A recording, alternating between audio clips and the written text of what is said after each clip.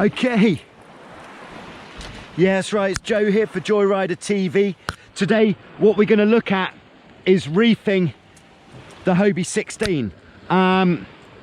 So, it's clearly not windy, but to add a little bit of difficulty to the procedure, I'm doing it on the boat, on the water. There are some small waves, so that just makes it a little bit more difficult than it would be if the boat was on the beach. So, okay, what we're gonna need to reef the boat.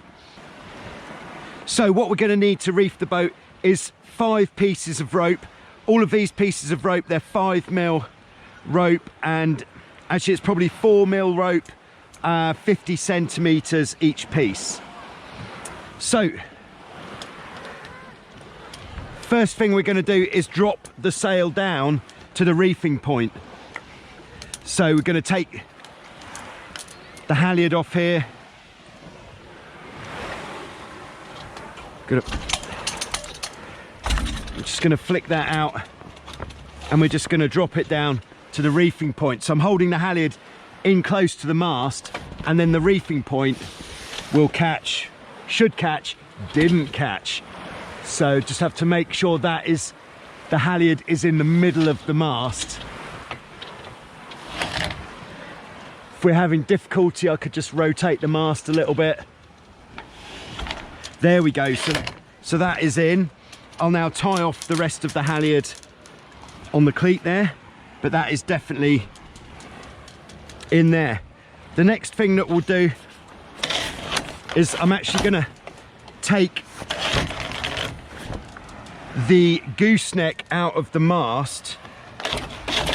This is just for one reason, and that is so that I can get at the outhaul, because this is going to be difficult to do if the boom is in a normal position. So I'm just untying the outhaul there, and we're going to tie the outhaul on to the reefing point on the sail. So it's getting a little bit tricky, but we can do this. So I'm just going to tie this on using a bowline. There we go, that's done. All right, so now what we'll do is we'll put the gooseneck back into the mast. If it's a bit tricky, we'll just have to lift up the back of the boom, and then that will slide in. There we are, that is done. All right, so we're doing well there. So we'll take our first piece of rope. We're going to go through the eye of the tack of the sail. We'll bring the boom up. Sometimes it needs a little bit of encouragement if it's a bit sticky. And we're gonna, this is very important that we tie these two eyes together as closely as we can. And we're gonna tie this with, you're not gonna believe it, a reef knot.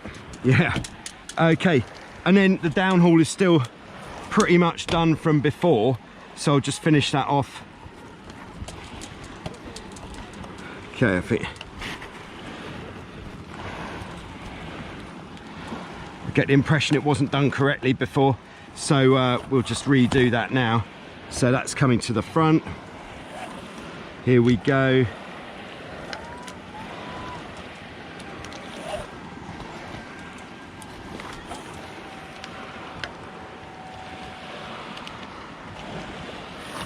Okay, and there we go, downhaul's good. So now I'm just going to outhaul the sail as much as we can, really cranking that on. That's going to help with our sail shape. So the next tie we're going to do is the one at the back of the boom.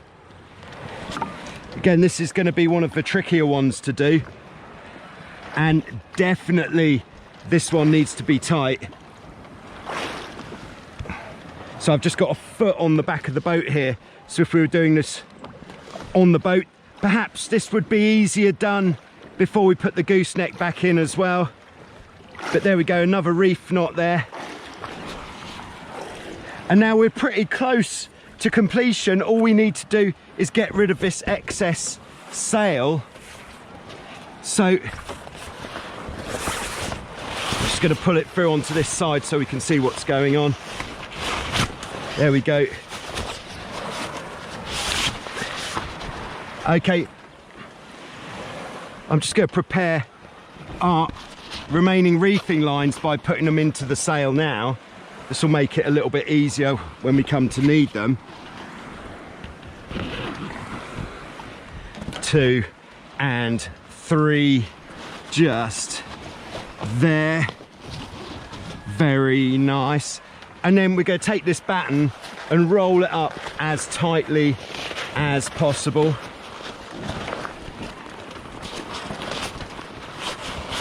We're going to kind of tuck that in to itself there. So it's nice to do a neat job.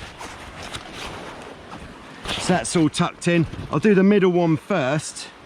And what's important with these lines is that this part isn't tighter than the ends, because these points in the sail aren't strong enough to support the weight. If they do take the weight of you sheeting in, for example, then you could rip the sail in half. We have ripped the sail in half in the past, and it's not a good look. Be especially wary if you've got a slightly older boat. You could rip the sail in half. So just make sure these aren't too tight. So we're really working the reef knot today. Boat swung round a bit. We're a little bit close to the bottom, but we're almost there. Okay, nice. So there it is. Now we can pull the downhaul on,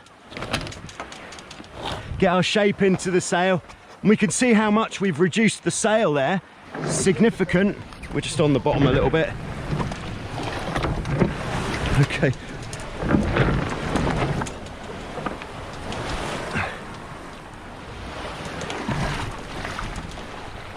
So there it is, the reduced sail.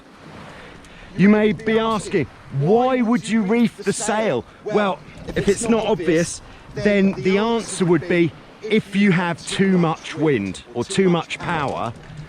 We're actually going to reduce the sail by a considerable amount here. Check the description of the video below for the numbers. I haven't done the research just yet, but I'll do that. So check the description for how much we're reducing the sail, but I would say it is a significant reduction, and then we're ready to go sailing. We'll just clip the main sheet on as normal.